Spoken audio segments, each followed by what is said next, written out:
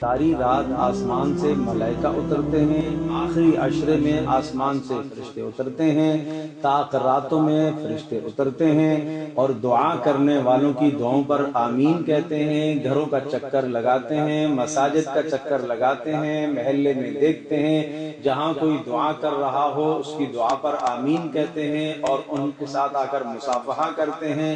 اور اسی طرح سے جبریل امین طاق راتوں کے اندر اتر آتے ہیں، کس کے لیے؟ لیلۃ القدر کے قیام کو حاصل کرنے کے لیے، لوگوں کی دعاؤں پر آمین کہنے کے لیے ملائکہ کا نزول ہوتا ہے۔ لیلۃ القدر، تنگی والی رات۔ کیوں قدر؟ عظمت والی رات۔ تنگی کیا ہے کہ ملائکہ اتنے اتر آتے ہیں کہ یہ زمین تنگ پڑ جاتی ہے، مگر ہمارا جوان کہاں ہوتا ہے؟ وہ تو گراؤنڈ میں ہے۔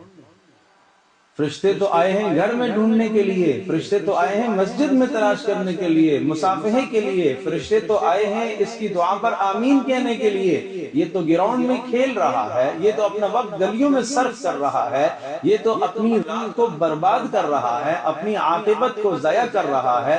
اور ایسے مواقع پر یہ بھی دیکھنے میں آتا ہے کہ سود اور قمار اور جوئے پر میچ کھیلے جاتے ہیں اور ساری رات وقت ضائع کیا جاتا ہے، اپنا وقت بھی برباد، اور جس جگہ پر یہ سلسلہ قائم ہوتا ہے آس پاس والوں کا بھی آرام تباہ اور برباد کیا جاتا ہے۔ کتنا بڑا ظلم ہے یہ، کتنا بڑا ظلم ہے، اور ہمارا جوان کس ظلم میں مبتلا ہے۔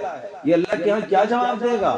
یہ ملائکہ جب صبح آسمانوں کو جائیں گے اور رات کی ڈیوٹیاں پوری کر کے جائیں گے، اللہ تبارک و تعالیٰ پوچھیں گے میرے بندوں کو کس حال میں چھوڑ کر آئے ہو، تو ملائکہ کیا گواہیاں دیں گے؟ یہ تو فلاں تو گراؤنڈ میں تھا، فلاں تو اس کھیل میں تھا، فلاں تو اس میچ میں تھا، فلاں تو مسجد میں تھا، اور فلاں اس گراؤنڈ میں تھا۔